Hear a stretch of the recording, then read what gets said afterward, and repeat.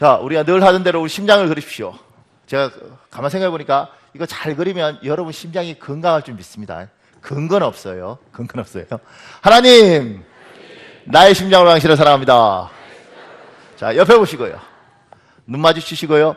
예수 그리스도의 심장을 하시고 축복합니다. 자, 반대편 보시고요. 반대편 보시고요. 부부끼리 웬만하면 오늘 한판 하고 왔더라도 보고, 자, 예수 그리스도의 심장을 하시고 축복합니다. 이달의 말씀하겠습니다. 따라하십시오. 여호와의 말씀이니라. 너희를 향한 나의 생각을 내가 안 하니 평안이요 재앙이 아니니라.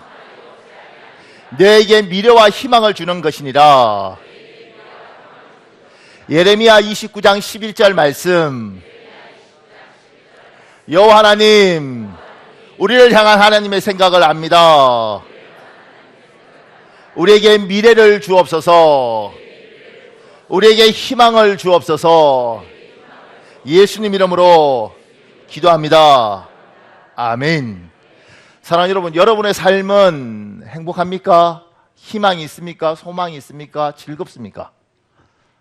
질문을 제가 빨리 해서 대답을 하지 않는 겁니까? 아니면 답하기가 많이 힘들어서 안 합니까? 많은 사람들이 가난하면 인생이 힘들다고 이야기합니다. 그런데 참 희한한 건 가난해도 식구들끼리 뭐가 즐거운지 그렇게 깔깔깔깔 대면서 라면을 먹어도 그런 웃음소리가 들리는 집안이 있습니다. 어떤 집은 참 부유한데 얼굴들이 좋은 차 타고 있는데도 얼굴이 그렇게 밝아 보이지 않는 사람들도 있습니다. 우리가 생각할 때 돈 많으면 행복하고 돈 없으면 그렇지 않을 것 같은데 그렇지 않습니다. 지위가 높아 보신 적 있습니까? 저는 없어서 잘 모르겠습니다만은 높아 보면 그 높은 지위가 사람들은 참 행복할 것 같지만 그걸 지키기 위해서 노력하는 사람들은 정말 힘이 듭니다. 우리가 생각할 때 저거 가지면 행복할 것 같고 저거 없으면 불행할 것 같은데 꼭 그렇지 않더라는 거예요. 힘들고 어려워도 누군가는 행복하고 힘들고 좋은 걸 많이 가져도 누군가는 많이 어렵더라는 겁니다. 제가 여기 이렇게 적었습니다. 삶이 고통스러운 이유는 희망이 없기 때문입니다. 하나님이 사람을 창조하셨습니다. 하나님이 사람을 창조하시면서 사람에게 어떤 걸 주셨냐면 힘들어도 어려워도 희망과 소망과 미래에 대한 기대가 있으면 살도록 하나님이 만드셨고요. 사람에게 아무리 잘 먹고 잘 살아도 먹고 사는 것들이 해결되더라도 희망과 미래와 꿈이 없으면 사람은 반드시 타락하고 무너지도록 하나님 만드셨습니다. 그래서 돈을 많이 가진 사람들이, 공부를 많이 하고 사회적으로 높은 사람들이 놀라운 것은 엉뚱한 짓들을 하는 것이, 그 사람들에게는 희망이, 미래가 안 보여서 엉뚱한 짓들을 하는 겁니다. 왜냐하면 올라가 봤는데 더 올라갈 데가 없다든가 아니면 올라가 보니까 별거 아니더라는 거예요. 더 이상 갈 데가 없고 미래가 없으면 사람이 무너지는 겁니다. 힘들고 어려워도 사람은 소망을 가지고 희망을 가지면 인간은 어떻게든 살려고 발부둥 치도록 하나님이 만드셨습니다. 그래서 옛날에 깽도가 무너졌을 때 조그만 소망이라도 있는 깽은 살더라고요. 그 이야기가, 이런 이야기가 있습니다. 탄광에 광부들이 내려갔는데 깽도가 무너졌어요. 소망이 없는 거예요. 그죠? 근데 선이 하나 연결되어 있었습니다. 지상에서 우리가 너희를 구출하러 간다. 이 이야기, 이 신라 같은 희망을 가지고 20일씩 버티는 거예요. 왜냐하면 구하러 온다니까. 파고 있다니까. 사람은 희망이 있고 소망이 있고 미래가 있으면 살도록 만드셨습니다. 이걸 꺾으면 인간이 죽어요. 그래서 히틀러는 참 나쁜 사람입니다. 나치는 정말 나빠요. 근데 이 사람들이 사람들을 죽이는 여러 가지 방법 중에 이 책을 읽다 보면 그거 참 잔인합니다. 제가 읽었던 책에서 이런 내용들이 있습니다. 히틀러가 사람을 죽일 때, 특히 유대인들을 죽일 때 총알로 죽이기 너무 아까운 거잖아요. 그러니까 땅을 다 파는 거죠. 이렇게. 그래서 2,000명씩 3,000명씩 집어넣습니다. 집어넣고 그냥 이렇게 묻는 게 아니고 독일 성악가를 불러서 노래를 하죠. 독일 성악이 참 예쁘더라고요. 왜냐하면 이게 각이 있는 소리를 가진 사람들이라서 꺾어지면서 노래를 부르는데 참 멋있더라고요. 그런데 그렇게 부르는데 그 가사가 뭐냐면 유대인들이 예수님 죽일 때 그러잖아요. 그 피를 우리와 우리 후손들에게 돌리소서 이렇게. 그걸 독일 성악가가 예쁘게 부르는 가운데 생매장시키는 거예요. 올라오면 총 쏘고. 그래서 2,000명씩 30명씩 죽여가는 겁니다. 이스라엘 가면 홀로코스트 박물관이 2개 있습니다. 제가 살던 곳에서는 바로 옆에 있어서 열심히 걸어가면 뭐 한 1시간이면 걸어가더라고요. 근데 걸어가서 보면 그 다양한 거 있습니다. 뭐 애기들, 갓난 애기들 이렇게 뒷다리 잡고요. 불 이렇게 모닥불 펴놓고 독일군 병사가 이렇게 하는 그림도 있습니다. 제가 처음 볼 때 굉장히 놀랐어요. 그러니까 이제 그런 식으로 죽이는 거예요. 그리고 이런 것도 있습니다. 이제 유대인 가족 중에 자녀들이 이렇게 유대인들이 아기들 많이 낳았단 말입니다. 그러면 이렇게 있으면 엄마에게 욕을 하는 거예요. 뭐라고 욕하냐면 네 자식이 5명이면 아들 5 중에 하나만 선택해라. 얘 선택하면 얘는 살려주고 나머지는 다 죽이겠다. 이렇게 이야기를 해요. 사랑합니다. 이게 이해가 갔는데 여러분 입장을 딱 바꿔보십시오. 내 새끼들 중에 5이 있는데 선택해. 그럼 걔는 살려줄게. 어차피 다 죽일 거니까. 선택 안 하면 다 죽는 것이고 선택하면 하나는 사는데 누구 선택하냐 누구. 제가 그래서 우리 사모한테 물었어요. 우리 아들이 3이잖아요. 여보, 셋 중에서 그렇게 되면 우리는 누구 선택할까? 못하겠더라고요. 평소 때는 갖다 버리고 싶은데 막상 저런 경우가 생기면 이거 선택을 못하겠어요. 그런데 결국 선택을 합니다. 하나도 살려야 되니까. 그럼 나머지 다 죽이는 거예요. 얘는 형과 동생에 대한 괴로움으로 살고 엄마는 나머지 자식을 버렸다는 것 때문에 괴로움을 살아요. 참 히틀러 나빠요. 잔인해요. 근데 이 사람들이 사람을 죽이는 방법 중에 그거 말고 자연사할 수 있는 방법들이 있더라고요. 그게 뭐냐면 게스실에서 그 사람들 계속 죽였잖아요. 그런데 게스실로 가서 죽는 사람들을 매일 보는 거예요. 매일 보면 이 멘탈이 강하지 않고 심장이 약한 사람들은 그 죽는 모습 보면서 스스로 말라 죽어요. 다른 방법 중에 하나는 여기에 있는 짐들을 여기로 옮기라 그래요. 오전에 옮기고 오후에 여기 걸 다시 여기로 옮기라 그래요. 그 다음날 자고 일어나면 여기 걸 여기로 옮기라 그래요. 여기 걸 여기로 옮기라. 인생은 그냥 아무 의미 없이 희망도 소망도 없이 그냥 이렇게 살다 너는 죽을 거라는 거예요. 그러니까 괴롭히지 않아도 왔다 갔다 하다가 사람이 죽는 겁니다. 사람은 하나님이 창조하실 때 희망과 소망을 보면 악착같이라도 살아남을 것이 있는데 이 희망과 소망이 꺾이면 뭐예요? 사람은 죽는 거예요. 그래서 1960년대 한참 유행했던 것들 중에 하나가 노만 빈센트 비레라는 사람이 적극적 사고방식을 만들었습니다. 그 전부터 있긴 있었는데 그 세계적으로 보급이 됐죠. 적극적 사고방식이 나중에 로버트 슐러 목사에 대하면 긍정적 사고방식이 됩니다. 그런 것들이 우리나라에 유입되면 뭐라고 됐냐면 할 수 있다, 해보자, 하면 된다, 안 되면 되게 하라. 뭐 말이 듣던 거 아니에요? 그걸 계속 강조시키는 거죠. 할 수 있다, 하면 된다, 안 되면 되게 하라. 그래서 제가 학교를 다닐 때 우리 고등학교나 중학교는 완전 정복을 받습니다. 그 앞에 망토 둘은 이렇게 말탄 그 나폴레옹 그분이 이렇게 적어놨어요. 내 사전에 불가능은 없다. 그때는 그게 너무 멋있더라고요. 그 책 제목이 뭐예요? 수학 완전 정복 하고 싶잖아요. 그걸 보고 우리는 뭐예요? 그래 불가능 없어 한번 해보자. 그리고 꿈들을 가졌죠. 재밌었습니다. 그리고 제 때는 대학만 들어가면 취직이 되는 줄 알았어요. 그러니까 고등학교 때까지만 고생하면 대학만 가면 캠퍼스에서 기타 치고 연애하고 이러니까 아무리 고통스러워도 그래 중3, 고3 일을 악물고 내가 6년만 참으면 대학이 열려 있어요. 자매들이 다 나에게 올 줄 알았어. 우리는 몰랐지. 그러니까 모르니까 꿈을 가지니까 행복했어요. 그리고 부모들도 어떤 생각을 했느냐면 저희 아버지가 현대자동차에서 정년퇴직 하셨다 그랬잖아요. 그 당시에 현대자동차는 식당에 가면 밥 먹는 그룹이 2개예요. 한 그룹은 뭐냐면 기술자들. 저희 아버지는 기술자인데 기술자들 뭐 차 밑에 이렇게 조이고 뭐 이렇게 해서 작업복이 기름으로 이렇게 새카만 그 기름쟁이라고 불러요.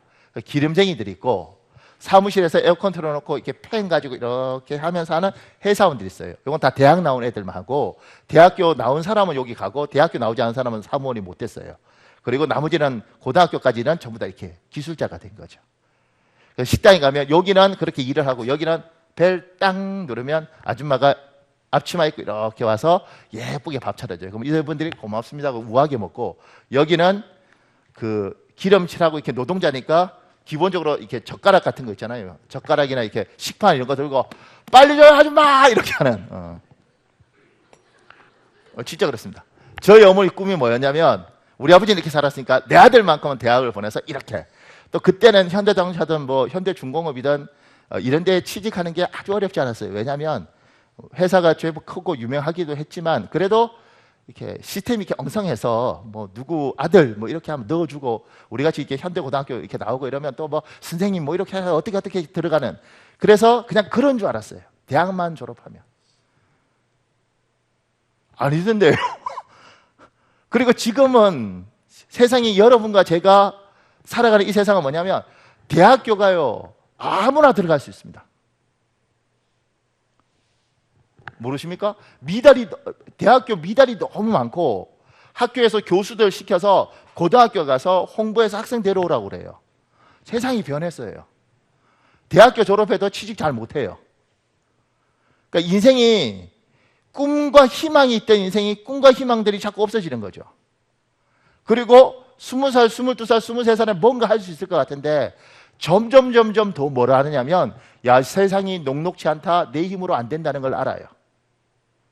이게 좋게 말하면 벼가 익으면 고개를 숙인다고 성숙해지는 거죠. 성숙한 건 좋습니다. 왜냐하면 성숙하면 사람이 겸손해요. 엄원길 씨 그 산악인 있지 않습니까? 뭐 에베레스트 뭐 K2 이런 거 등반했던 그분은 책을 제가 이렇게 읽으면서 그분이 그러더라고요. 우리가 산을 등반할 수 있는 것은 산이 우리를 허락해줘서 그렇지, 산이 우리를 밀어내면 우리는 그 산을 정복할 수 없다, 이렇게 이야기해요. 제가 그렇구나, 이분 보면 봐요. 근데 사람이 이게 인생을 정말, 우리가 보통 인간이 할 수 없는 거 한 사람이 이렇게 이야기하니까 이게 받아들여지잖아요. 근데 할 수 있다 하면 된다 이런 사람들, 산이고 뭐고 정복하면 되지. 이 광교산 뒤에 뛰어다니는 아줌마들 있지 않습니까? 저 뛰어다니는 아줌마들 뭐 제일 봉우리 위까지 목사님 저희는요 뛰어 올라가면 그냥 올라갑니다. 이분들 눈에는 모든 산이 다, 에베레스트도 자기가 뛰어 올라가면 될 건 줄 알아요. 그거 아십니까? 이 히말라야 쪽에 사는 사람들은 8,000m 이하는 산이 아닙니다. 영어로 마운틴이 아니고 힐이에요. 언덕. 그러니까 한라산이 아니고 뭐 한라 언덕, 백두산이 아니고 뭐 백두 언덕, 이런 거죠. 그러니까 우리는 그런 언덕을 뛰어다니는 거죠. 그런데 이런 정말 산은 올라가 보면 그 이야기 하더라고요. 산소 호흡기 안 끼고 이게 무산소 등반이 있고 산소 등반이 있더라고요. 근데 이 산소 올라가면 산소 등반을 하지 않고 무산소로 등반을 하면 여기서 저까지 가는데 3시간씩 4시간이 걸린다 이거예요. 누가 나한테 MBC 전화해서 캐스팅 이렇게 필요하면 여러분이 나를 인정 안 해주면 내가 어디 가겠냐고. 그렇게 올라가니까 자기가 아는 거예요. 내 뜻대로 안 된다. 인생이 내 뜻대로 안 된다는 걸 알면 참 고마운 거죠. 왜냐하면 겸손해지니까. 그런데 문제는 지금 우리는 애들 따라요. 인생이 그렇게 안 된다는 거. 그런데 이게 겸손한 게 아니고 뭐냐면 절망이더라고. 목사님, 내 새끼가 내 뜻대로 안 됩니다. 이게 겸손한 게 아니고, 어떻게 내 새끼를 내 뜻대로 하겠습니까? 내 새끼도 내 뜻대로 안 되는 게 인생이에요. 이건 겸손인데, 내 새끼도 내 뜻대로 안 돼요. 이렇게 말할 때 이게 절망이라고. 바깥에 나와서 사업을 해보려고 하는데 옛날에는 하면 된다, 해보자, 할 수 있다, 내가 열심히 뛰면 다 해. 그런데 실제로 살아보니까 돼요, 안 돼요? 안 돼. 그래서 이 말이 맞아요. 타고난 놈이, 그러니까 재능을 타고난 놈이 노력하는 놈한테 안 돼요. 이게 맞습니다. 아무리 타고나도 워낙 노력하면 이 노력하는 애한테 타고난 애가 안 되도록 돼 있어요. 원래 타고났으니까 뛰어날 수 있지만 계속 노력하면 결국 꺾입니다. 근데 우리는 그러니까 여러분 노력하면 됩니다. 요게 정답인 줄 알아요. 그리고 이게 정답이길 바라요. 왜냐하면 제가 학력고사 대학 들어갈 때 지금 수능이면 제가 다닐 때 학력고사 했거든요. 학력고사 하면 1등 하는 애들이 항상 나와서 그래요. 어떻게 1등 하셨습니까? 예, 과외 같은 거 하지 않고요. 교과서에 충실하고 학교 수업을 충실히 따라갔더니만 전국 1등을 했습니다. 매년 그래. 나 그런 줄 알았어요. 나중에 보니까 제 친구가 고등학교 1학년, 2학년 성적이 생각보다 안 나오는 거예요. 그 아버지가 병원 원장이었는데 아버지가 애를 아프다고 휴학을 딱 시키더라고. 그리고 휴학하는 동안 1년 동안 그 집 2층에 제가 어렸을 때부터 놀러 갔으니까 그 집에 병원 2층에서 과외 선생님들 불러서 막 공부를 시키는 거예요. 1년 동안.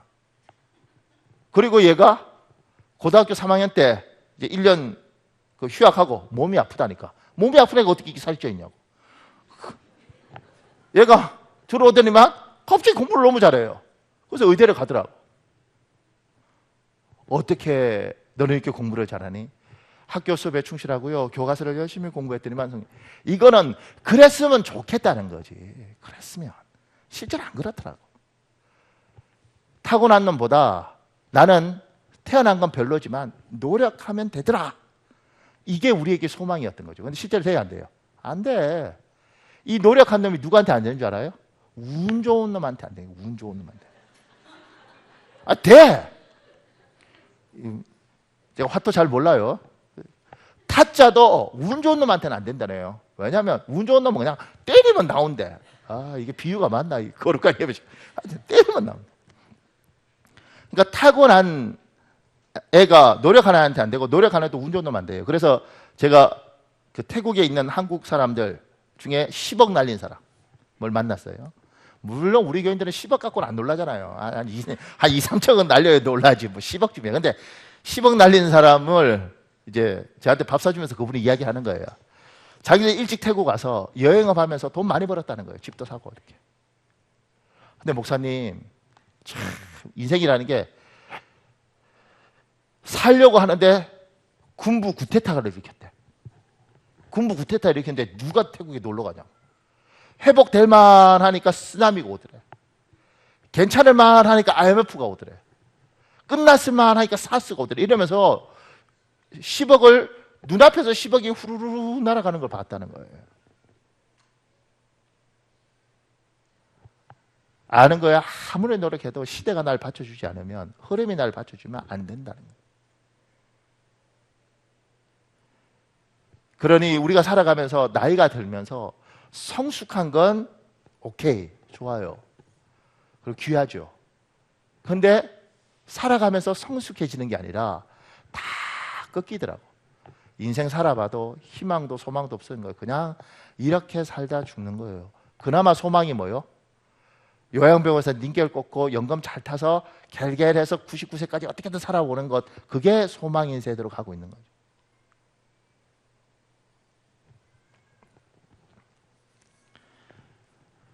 그래서 지금 이 나라 이 민족이 죽어가는 거예요.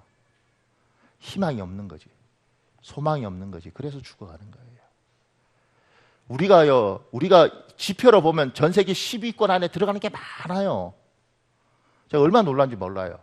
무슨 이름도 모르겠어요. 무슨 경제 뭐 이렇게 데이터 내는 쪽에서는 전부 다 10위 안에 들어가는 거예요. 전 세계 10위 안에 들어가면 선진국이잖아요. 여러분과 내가 우리 민족이 선진국이라고 생각하는 사람 누가 있냐?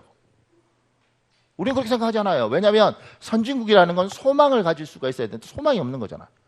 살 때 어떻게 열심히 살아서 집안채 어떻게 구하기는 하겠지만 내 인생이 행복할 거라는 기대가 별로 없고 인생이 피곤할 거라는 게 많죠. 그래서 누가 그러더라고요. 어느 놈 하나가 날 건드리기만 하면 내가 확 폭발할 텐데 아무도 안 건드리는데.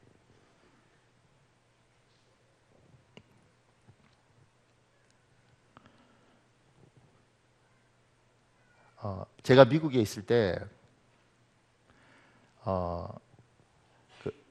LA 옆에 그 도시가 하나 있는데 그 도시에서 한국인이 시장이 됐습니다.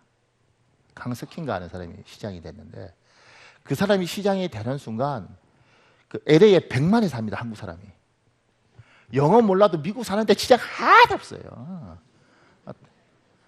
더 놀라운 건 내가 미국에서 45년 산 여자분, 미국인이죠. 한국 사람이지만 15살에 가서 60살 됐으니까 45년 산 그 미국 시민권자, 그 여자분을 보고 내가 놀랬던 건 뭐냐면 나보다 영어 훨씬 못해.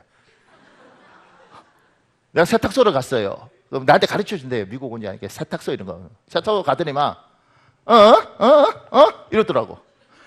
뭐 이거 아무것도 없어. 런드리 뭐 이러죠. 끝이야. 그리고 보니까 전혀 필요 없어요.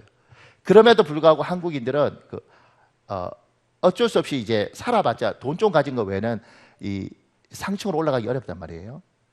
그런 정치나 이런 쪽으로 올라가기 참 어려운데, 이 사람은 한국인 1세죠. 우리나라 고려대학교인가 나오고 미국 와서 시장이 된 거예요. 시장 됐다는 이야기를 딱 저도 듣고 굉장히 놀랐죠. 근데 듣는 순간 거기에 있는 한국인들이 막 이러는 거예요. 근데 내가 아세요? 그러니까 모른대. 근데 왜? 같은 민족이 저만큼 올라가면 내 아들도 우리들도 미래가 있다는 거죠. 그러면 뭐요? 세탁소하고 힘들게 뭐 UCLA 화장실 청소하면서도 살아가는 거예요. 왜냐하면 내 아들도 저렇게 될 수 있고 우리도 미래가 있다는 거지. 그런데 미래가 없으면 어떤 것이 생기냐면 더 이상 어떻게 해야 할지 모르는 거예요. 그냥 하루하루 살아가는데 인생이 너무 무겁고 힘이 든 거예요. 그래서 지금 우리나라 청년들이 불쌍하고 우리나라에 살아가는 사람들이 불쌍한 이유는 희망이 없고 소망이 없어서 그런 겁니다. 이 나라가 잘 될 거다 이런 희망 없잖아요. 보고서 이런 거 이렇게 미래 이런 거 보잖아요. 보고서마다 삼성은 앞으로 3년 후나 5년 후에 망한대. 사랑하는 여러분, 삼성에서 잘리든 때려치든 마음대로 하십시오. 왜냐하면 어차피 3년이면 5년이면 망하는 회사니까. 아멘 하면 안 돼요. 우리는 이건희 회장이 어떻게든 살아계시도록 기도를 해야 된다고. 왜냐하면 우리 수업 망한다고. 그런데 보고서마다 그렇게 나와요. 그 이유가 뭐냐면 한국이 지금 희망이 없다는 거거든. 그걸 세상 사람들이 듣고 우리도 듣고 우리가 예수를 믿든 말든 자꾸 지치는 거지. 그러면서 기껏 하는 게 자가 발전하는 거예요. 할 수 있다.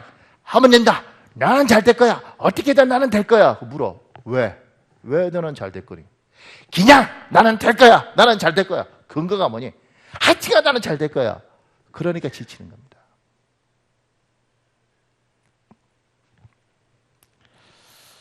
사랑하는 여러분, 우리 어려운 시대 살아요. 그리고 여러분이 어려우면 나도 어렵습니다. 왜냐하면 어려워하는 성도들 보면서 행복할 수 있는 목사가 몇 명이나 되겠어요. 그리고 우리가 이 땅에 살기 때문에 우리 민족이 어려우면, 우리나라가 어려우면 우리도 어려운 겁니다. 그래서 나라와 민족을 위하여, 또 대통령이 우리가 좋아하던 사람이든 싫어하던 사람이든 대통령과 정치가들을 위하여 기도할 수 있는 여러분이 되시길 예수님으로 축복합니다.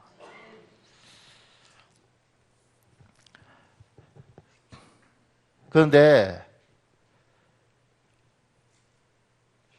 내 스스로 아무리 희망을 선포해도 소용이 없는데 우리는 달라요.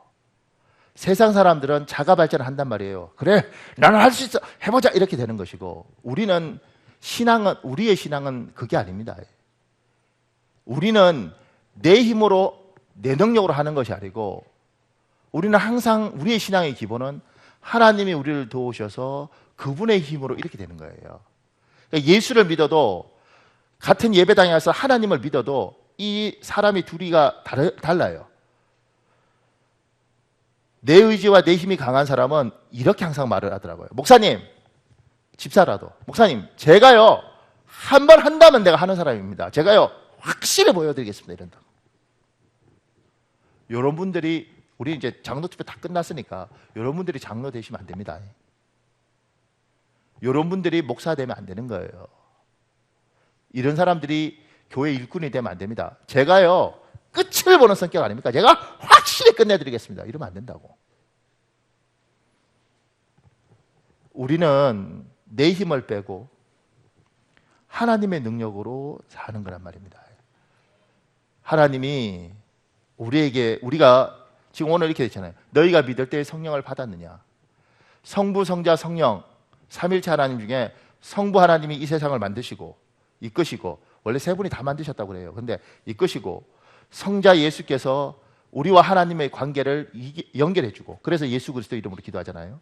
그리고 이 성부께서 성자 예수 그리스도를 통해서 우리와 연결된 이 하나님이 자기의 영, 성령, 캐톨릭의 성신을 우리에게 부어주셔서 하나님이 우리 안에 함께, 이거 어려워요 영어로, in you, 너 안에, with God, 하나님과 함께, 이렇게 하나님의 성령께서 우리에게 어떻게 와 있는지는 모르겠지만 우리에게 오셔서 이분이 우리에게, 얘야 너는 할 수 있단다, 얘야 너는 된단다, 얘야 내가 너에게 힘을 주겠다, 이 힘을 가지고 사는 것이지, 내 힘으로 할 수 있다 하면 이렇게 사는 게 아니라고. 이게 다르다고. 그러니까 성도들 중에서도 착각을 하면, 제가 목사님 저는 끝까지 한번 해볼랍니다 하면 됩니다, 이게 아니고, 나는 못하겠는데 하나님이 이야기하는 거예요. 해라 얘야, 할 수 있단다, 해라 얘야, 내가 널 도와줄게. 그래서 묻는 게 뭐냐면, 예수를 믿을 때, 너희가 믿을 때 성령을 받았느냐? 너 믿을 때 네가 믿는 거야? 오늘 내가 하나님 믿겠어, 내가 믿어줄게. 그리고 알겠습니다 하나님, 당신 살아있으니까 헌금하고 내가 예배하고 내가 여기 살겠습니다, 이게 아니고, 하나님께서 얘야 믿음을 가져라, 내가 너와 함께 하겠다. 그래서 이걸 받아들여서 이 하나님의 권고에서 믿고, 이 하나님의 권면에서 그래요 하나님, 이렇게 가는 거란 말입니다. 목사도 하나님 내가 하나님 사니까 목사할게요, 이렇게 목사 되는 건 목사가 아니에요. 하나님이 얘야 내가 너를 목사로 불렀단다, 네가 목사했으면 좋겠다. 하나님 저는 부족한데 어떻게 목사가 되겠습니까? 아니야 네가 해야 된단다. 하나님 정말 저는 싫은데요. 아니야 얘야 네가 해야 된단다. 그렇게 하나님이 만들어서, 그래서 목사 되는 거예요. 우리 권성 목사님 엄마가 권사님인데 욕해야 되는, 그 집 소 키우잖아요. 젖소 돈 많잖아요. 어머니가 권사님인데 전화해서 이랬대요. 또 내가 했다고 또 이야기하면 안 돼. 전화해서 이랬대요. 작년에 아들 인생이 힘들면 목사 때려치고 집에 와서 소 키우자. 내가 아이고 권사님, 권사가 돼서 그러면 어떡해. 권사가 돼서 목사님 힘들어도 기도해 줄 테니까 하세요 이래야 되는데, 아들 내하고 같이 소 키우자 이랬대. 우리 지휘하는 홍기성 목사님도 자기는 하기 싫어도, 아버지가 서운했는지 엄마가 서운했는지 모르지만 하나님이 기어이 얘야 네가 목사가 돼야 되잖니. 그래서 결국은 뭐 이탈리아에서 저렇게 6년인가 성악하고 다 해서 콩쿠르 붙고 이래도 결국은 하나님 앞에 오는 거예요. 하나님이 사람을 부를 때, 하나님이 불러서 하나님이 용기 주고 하나님이 힘을 세워서 사람이 되면, 그 사람들은 이렇게 말해요. 어이구 부지런히 사시고 열심히 사시니까 드디어 이렇게 되셨군요. 근데 여기서 뭐라고 이야기하냐면, 세상은 뭐라고 하냐면, 아이고 무슨 그런 말씀을 제가 부족하죠 이렇게 말을 해. 겸손한 것 같은데 기분이 아주 안 좋아요. 정말 대단하십니다. 아이고 무슨 내가 대단하다고 제가 부족하죠 이렇게 말을 하더라고. 근데 우리는 사람들이 우리를 보고 어떻게 생각할지 모르지만, 만약 칭찬을 하면 목사님 정말 대단하십니다, 어떻게 그렇게 하시죠? 아니요 진짜 제가 한 게 아니고 정말 하나님, 이거 겸손해서 그런 게 아니고 진짜 하나님이 하셨다니까, 이렇게 말을 한다고. 집사님 어떻게 하셨어요? 정말 대단하십니다. 이거 제가 그런 말씀해요. 정말 이건 진짜 하나님이 날 도와주셔서 했습니다, 이렇게 말을 한다고요. 이게 뭐냐면, 하나님이 자기 사람을 불러서 자기가 자기 사람을 만들어요. 제가 여기 이연태라는 이분 글을 인용했는데 제가 읽어드리겠습니다. 미래에 대한 두려움은 여전했다. 가진 돈은 점점 떨어져 가고 집세를 내는 것도 점점 어려워졌다. 나는 그저 밤마다 하나님께 엎드려 간구할 뿐이었다. 밤마다 눈물로 기도를 드리는데 하나님의 음성이 들려왔다. 염려하지 마라. 5년 안에 너에게 영어학교와 선교센터를 세워주겠다. 믿기지 않고 믿을 수 없는 음성이었다. 그러나 하나님의 말씀은 매일 밤 동일하게 들려왔다. 처음에는 내기를 의심했지만 밤마다 너무나 강하게 들려와 어느 순간부터는 나도 입으로 시인하기 시작했다. 하나님께서 5년 안에 영어학교와 선교센터를 세워주시겠다고 약속하셨습니다. 이 하나님의 약속을 만나는 사람들에게 선포하기 시작했다. 한 번은 어느 여집사님에게 하나님이 하신 약속에 대해서 이야기했더니 바로 앞에 무안을 주었다. 아이고 제발 허풍 좀 떨지 마세요. 우리 남편하고 똑같이 허풍을 떠시네요. 그 말을 들을 때 너무 민망했다. 사실 조그만 집에 새 들어 사는 내가 그런 거창한 꿈에 대해 이야기했으니 허풍으로 듣는 게 당연했다. 약속의 말씀을 받은 후 3년이 지났지만 아무 일도 일어나지 않았다. 그래도 나는 하나님의 약속에 대해 의심하지 않았다. 약속의 말씀을 붙잡고 기대하고 기다리며 기도했다. 그러던 어느 날 기도 중에 갑자기 실버데일에 가서 땅을 사라는 하나님의 말씀이 들려왔다. 그 지역은 양과 소밖에 없는 목장 지역이었다. 당장 집세를 내기도 어려운 형편에 무슨 돈으로 땅을 사라는 말씀이지. 내가 양을 칠 것도 아닌데 무엇 때문에 목장을 사라고 하시는 거지. 도저히 납득할 수 없었지만 그 음성은 기도할 때마다 강하게 들려왔다. 그곳에 학교를 세워 주시려는 건가? 나는 반신반의하면서 실버데일에 갔고 학교를 세울 수 있는 12,000평 정도의 땅을 찾아봤다. 하지만 아무리 다녀봐도 학교에 적합한 땅은 없었다. 잘못된 기도 응답일지도 모른다는 생각에 돌아오려는데 그 지역의 땅 개발업자인 뉴질랜드 사람을 만나게 되었다. 왜 이곳에 땅을 사려고 하십니까? 이곳에 크리스천 학교를 세우려고 합니다. 내 얘기를 들은 개발업자가 굉장히 반가워하면서 좋은 땅이 나오는 대로 연락을 주겠다고 했다. 얼마 후 연락이 왔다. 학교를 세울 만한 땅이 나왔습니다. 나는 12,000평 정도의 땅을 찾았지만 눈앞에 펼쳐진 땅은 17만 평이었다. 에덴 동산처럼 무척 아름다운 땅이었다. 넉을 읽고 그 땅을 바라보고 있을 때 성령께서 말씀하셨다. 이 땅은 내가 너를 위해 준비한 땅이다. 당장 계약해라. 그 당시 그 땅은 뉴질랜드 달러로 200만 불에 나와 있었다. 주인이 두 개로 나누어서 팔려고 내놓은 것인데 경사지지 않은 2만 평과 밑으로 약간 꺼진 15만 평이 각각 100만 불이었다. 하지만 집세도 겨우 내고 있는 형편에 이 땅을 살 수 있는 방법은 전혀 없었다. 그런데 놀랍게도 땅 주인의 파격적인 제안을 했다. 당신이 이 땅을 사면 앞으로 2년 동안 갚을 수 있게 해주겠소. 땅값을 할부로 내라니 그건 도저히 있을 수 없는 일이었다. 보통 뉴질랜드에서 계약하기 전에 지질검사와 수질검사 등을 한 다음 땅을 구입하는 것이 일반적이었다. 그래서 대체로 조건부 계약을 한다. 하지만 나는 단 1달러도 깎지 않고 바로 무조건 계약을 해버렸다.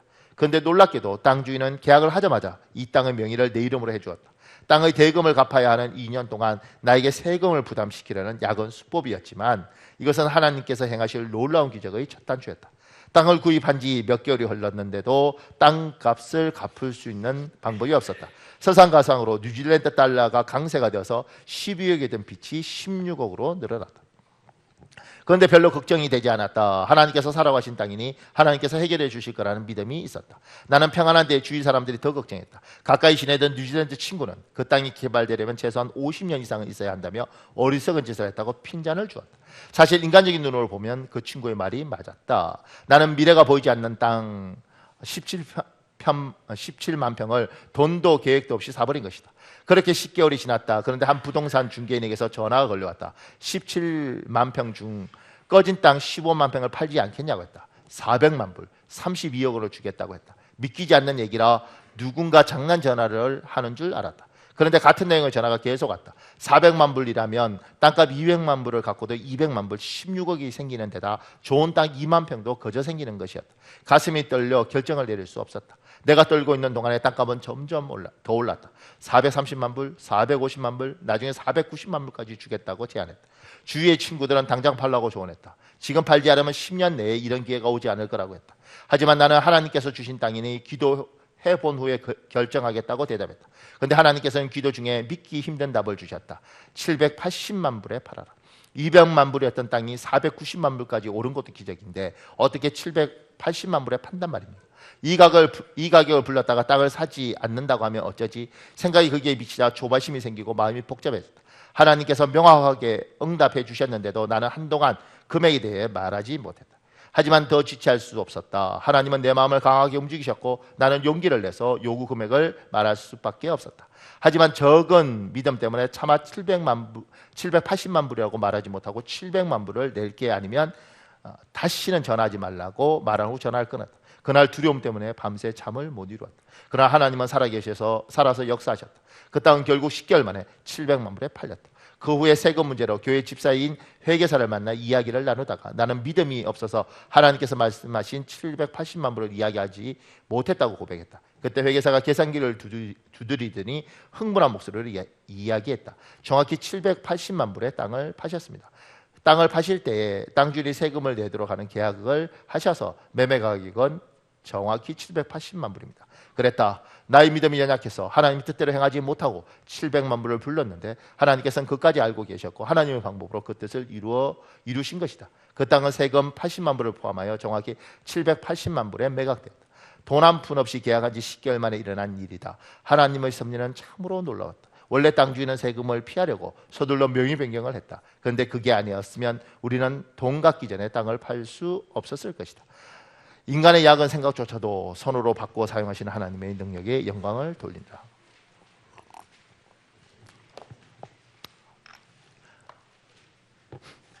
제가요 이거 읽어보면 참 이게 예배마다 분위기 다른데 일부 예배 때는 믿음이 좋은 사람들인데 기분은 안 좋은가 봐. 누구는 같은 하나님인데 이렇게 해주고 누구는 집 샀다가 집값 떨어져서 지금 대출을 갚는다고 했으니 같은 하나님인데 누구는 자식이고 누구는 좋아왔나 뭐 이렇게. 하나님이 이 사람 책 읽다 보면 참 사연 많습니다.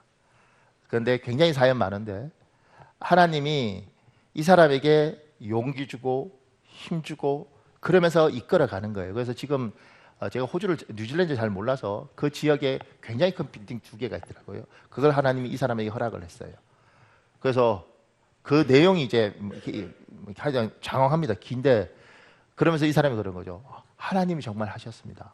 그래서 제목이 재벌 하나님이에요. 가보 하다 보면 승질나네. 우리도 같은 하나님 있는데 그죠? 하나님이 자기 사람을 선택하고 용기를 주고 힘을 주시고 격려하시고 지혜를 주시고 그렇게 사람을 이끌어가요. 그래서 어느 순간인가 자가 발전 할 수 있다 하면 된다 불가능한 없다 이렇게 이야기하다가 다 지친다고. 왜냐하면 힘의 동력이 나한테 오는 거예요. 물에 빠져 보셨습니까? 내가 물에 빠져 보셨다는 거 압니까? 제가 물에 빠져서 죽을 뻔했습니다. 제가 풀장에서 모르시는 분들 있죠. 제가 이스라엘에 살 때 키부츠에 살았어요. 근데 키부츠는 기본적으로 이렇게 풀장을 갖고 있습니다. 더운 나라니까. 그래서 우리 키부츠가 커서 굉장히 큰 수영장을 갖고 있었습니다. 그래서 제가 수영을 못 했는데 누가 그러더라고요. 형님, 그 당시에는 오래됐으니까 한국에 그 수영장 한 달 정액금 끊으면 얼마인 줄 아십니까? 형님, 이스라엘에 있을 때 본전을 뽑으셔야 됩니다. 우리나라는 항상 뭐가 본전이야. 만리장성 가도 본전이에요. 그래서 만리장성 꼭대기까지 올라가야 되는데 왜냐하면 본전을 뽑아야 된대. 우리는 본전이야. 그래서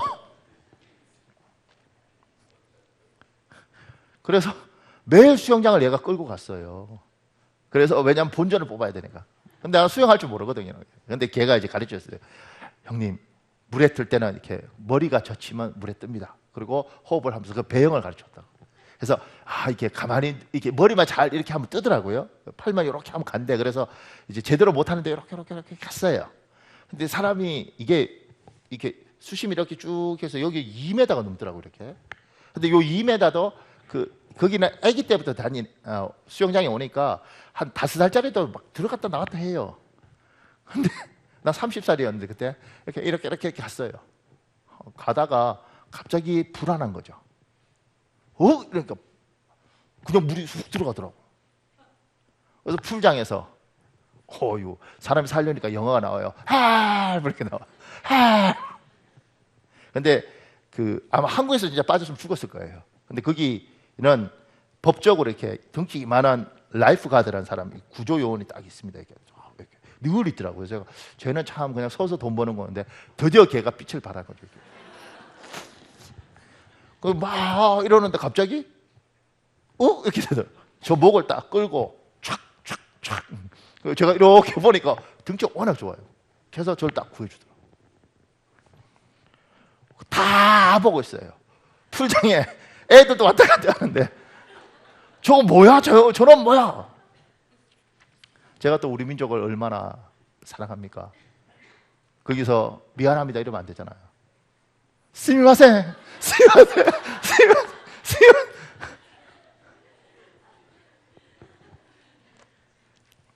아, 그동안 그 다음 수영장 못 갔네. 스미마셍. 물에 빠지면 내가 이래 갖고 살 수 없어요. 와서 내가 한계가 있는 거지. 내 스스로 할 수 있다 하면 된다. 해보자. 안 된다고. 하나님이 얘야 네가 할 수 있단다. 하나님 도저히 안 돼요. 길이 안 보여요. 얘야 될 수 있단다. 하나님 정말 얘야 할 수 있단다. 그러면서 하나님이 뭐요? 상황을 만들어서 될 것 같아. 이게 되네. 그리고 가는 거예요. 하나님 목회자로 저를 훈련시키면서 가장 많이 가르쳤던 게 이거예요. 지금 이 자리에 제가 설교하잖아요. 근데 우리 예배당에 똑똑한 사람들 많이 앉아 있잖아요. 에이, 속은 그렇지 내가 잘났지 이런 사람들이. 똑똑한 사람 많잖아요. 잘난 사람 많잖아요.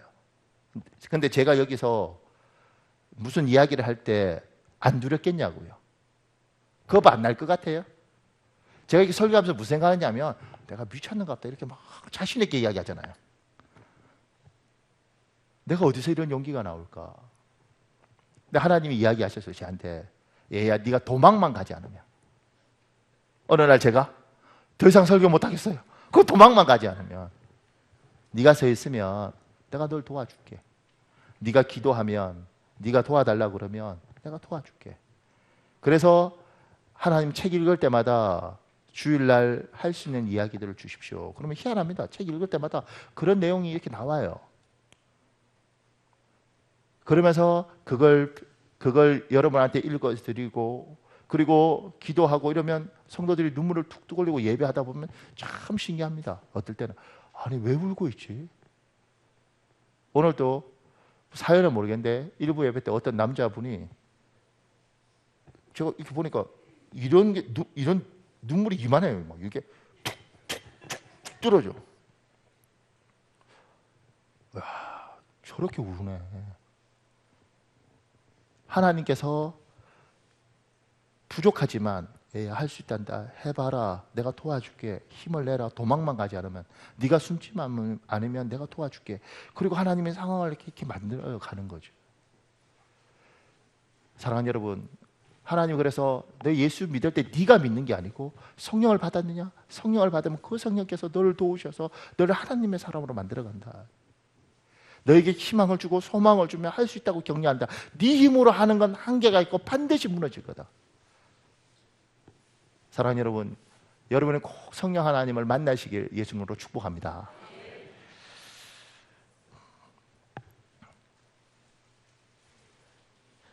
여기에 제가 이렇게 적어놨습니다.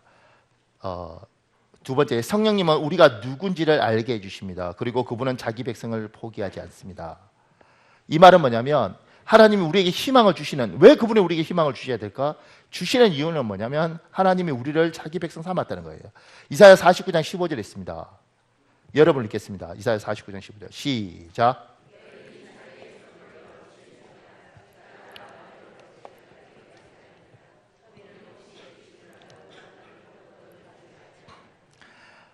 엄마는 혹시 네 엄마는 너를 잊어도 나는 결코 너를 잊지 않겠다. 하나님 이렇게 말해요. 제가 총각 때는 이게 무슨 말인지 몰랐어요. 근데 나중에 결혼하니까 여자들이 아기를 낳고 나면 아이 젖을 먹이기 위해서 가슴에 젖이 돌더라고요. 그리고 그 젖을 아기가 빨아주지 않으면 이게 뭉쳐요. 청년들도 모르죠.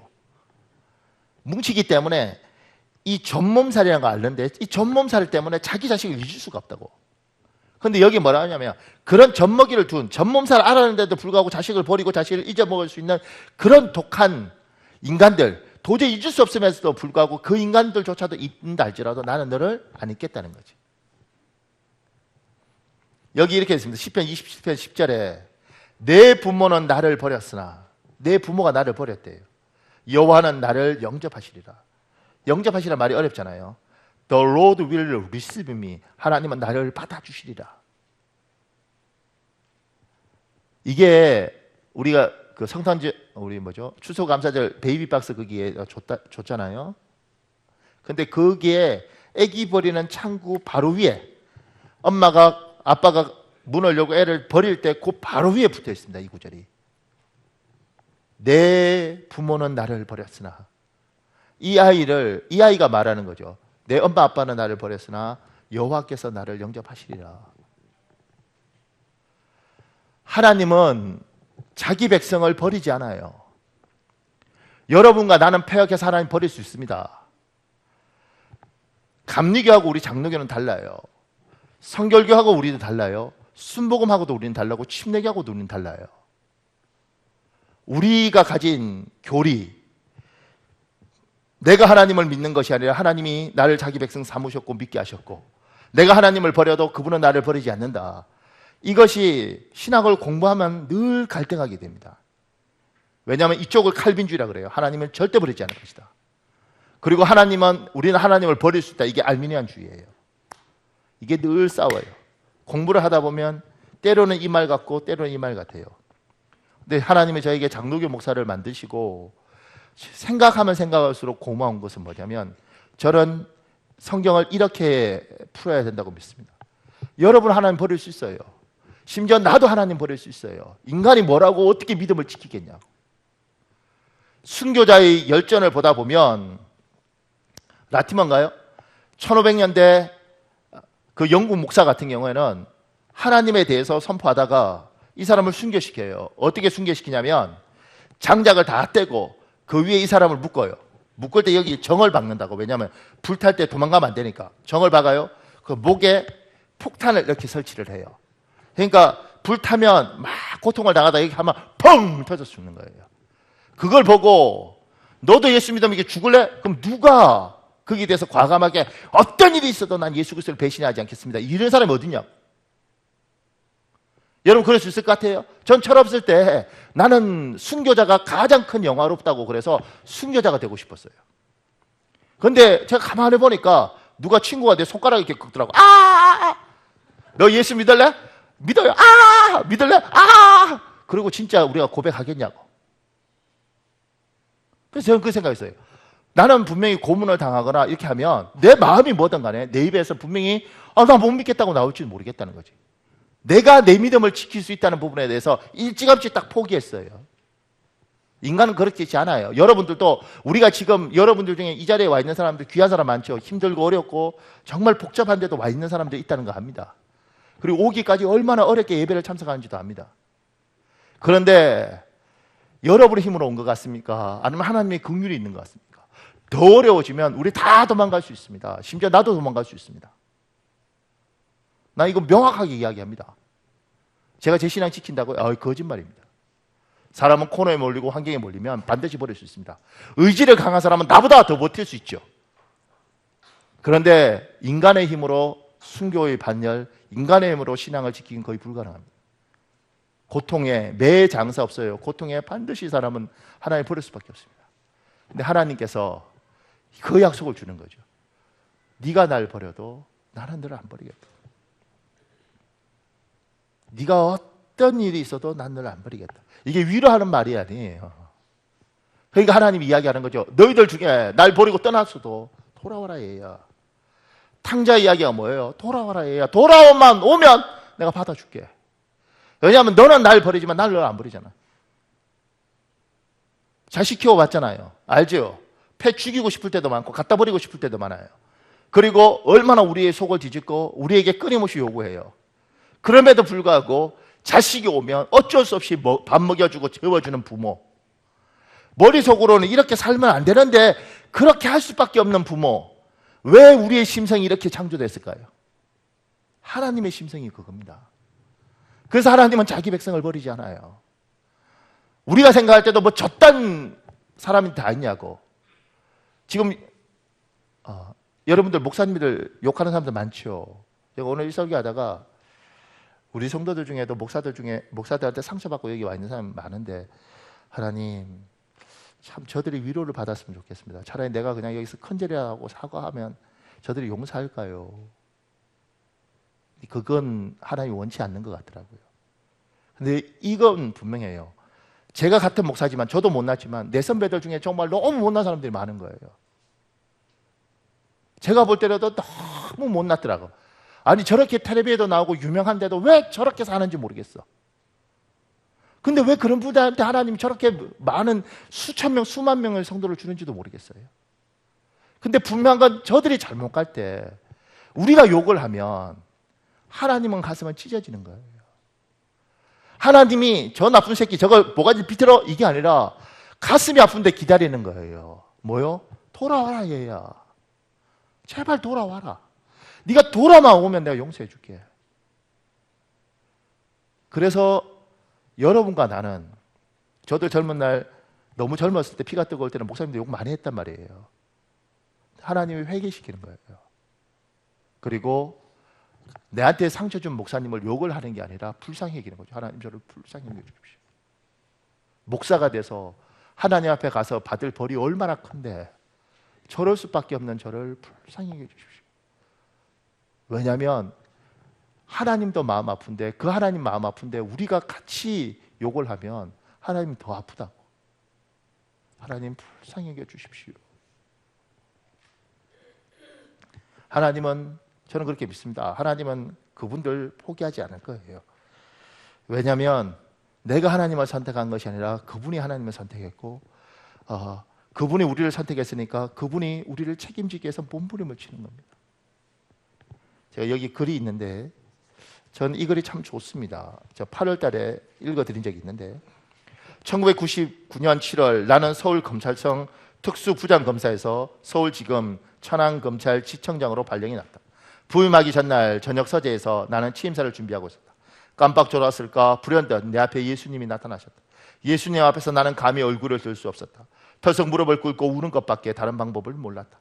너무 형편없고 참으로 나쁜 놈, 진정 죄인 중에 괴수요, 하나님의 사랑을 배반하고 세상의 명예 권세 쫓아 다름질 쳤던 나, 많은 사람들의 마음을 아프게 하고 눈물 짓게 하고 무엇보다 주님의 마음을 아프게 했던 나, 이 나쁜 놈에게 도리어 예수님이 찾아오셨으니 어찌 내가 눈을 바로 뜨고 당당히 예수님을 바라볼 수 있겠는가. 그런데 예수님께서 내게 말씀하셨다. 세상의 무거운 짐을 내게 맡기라고 하였는데 너는 왜 혼자서 그렇게 힘들게 지고 가느냐. 바울이 거룩한 임재 앞에 땅에 꼬꾸라져서 엄성을 들었다고 했던가. 나는 내게 그렇게 말씀해 주시는 예수님의 놀라운 사랑 앞에 하염없이 눈물을 흘릴 수밖에 없었다. 주님, 제가 참으로 세상적인 검사였습니다. 저를 용서해 주세요. 감사와 회개 그리고 진정으로 통회하는 마음으로 새벽 미명까지 울고 또 울었다. 그러자 예수님께서 다시 내게 물으셨다. 계속 울고만 있을 거냐? 예수님의 이 말씀을 듣자마자 내게 큰 감동과 깨달음이 밀려왔다. 회개가 무엇인가? 회개는 그냥 울기만 하는 것이 아니다. 회개는 내가 있던 자리에서 일어나 돌이켜 하나님 앞으로 나아가는 것이다. 나는 예수님께 말씀드렸다. 오늘 이 시간부터 하나님의 영광을 위하여 일어나 빛을 발하겠습니다. 그 시점부터 이 순간까지 나는 하나님의 영광을 위하여 구체적으로 나의 삶을 드리며 직장과 가정의 현장에서 그때 하나님께 드린 약속을 지키려 혼신의 힘을 다해 노력하며 한 걸음 한 걸음 나아가고 있다. 하나님께서 은혜를 주시고 변화를 입자 나의 얼굴도 변화되었다. 나의 속사람이 변화되니까 얼굴도 새 사람처럼 되었다. 딱딱하게 굳은 권위적인 표정이 금사스러운 얼굴에서 편안하고 부드러운 안금사스러운 얼굴로 변화된 것이다. 나는 기뻐서 견딜 수가 없었다. 또 눈물이 나서 견딜 수가 없었다. 그동안 나를 통해 이루시기를 원했던 하나님의 계획을 이루어드리지 못한 것, 하나님의 깊은 뜻을 헤아리지 못한 것 때문에 눈물이 났다. 하나님의 계획을 배반했던 이스라엘 민족과 영적인 이스라엘인 우리를 향해 늘 애통해 하시는 하나님의 마음을 생각하자 눈물이 나서 견딜 수가 없었다. 하지만 예수님이 말씀하신 것처럼 눈물만 흘리고 있을 수는 없다. 하나님께서는 우리가 그 눈물을 내 형제와 이웃을 위해 흘리길 바라신다. 그들의 영혼을 구원하기 위해 눈물을 흘릴 때 큰 복으로 갚아 주실 것이다. 우리가 하나님 버려도 하나님 찾아온단 말입니다. 사랑하는 여러분, 희망이 없으면 사람이 무너지고 절망이 있으면 사람은 반드시 죽는데, 하나님은 우리에게 오늘 이 말씀처럼 미래와 희망을 주고 싶은 거예요. 그 미래와 희망을 내가 그래 예수 믿으면 복 받으니까 될 거야 이게 아니라, 하나님께서 믿을 때 성령을 받았느냐, 성령께서 우리에게 오셔서 하나님이 지금 이 사람들처럼 환경을 만들고 상황을 만들고 힘을 주고 격려를 하고, 그래서 이 어려운 건데 한 걸음 한 걸음 하나님이 살아계신 걸 경험하면서 가는 거죠. 이 시간에 여러분에게 묻겠습니다. 사랑하는 여러분, 여러분에게, 여러분의 심령에, 여러분의 마음에 성령 하나님이 계십니까? 여러분이 하나님을 영접하고 하나님을 만나셨습니까? 이게 없으면 종교 생활은 돼도 신앙 생활은 되지 않습니다. 이게 없으면 믿음으로 살아갈 수가 없습니다. 내 힘으로 살아야 됩니다. 지금 내 힘으로 살고 있는 기독교인들이 너무 많고 그래서 죄악이 팽배한 것입니다. 지금 오늘 이 사람들에게 너희가 성령을 받았느냐 이랬을 뭐예요? 성령이 계심도 듣지 못했습니다. 주께서 성령을 받으라고 이야기하는 거죠. 우리 누가복음 11장 13절에 있습니다. 여러분이 읽으십시오. 누가복음 11장 13절 시작.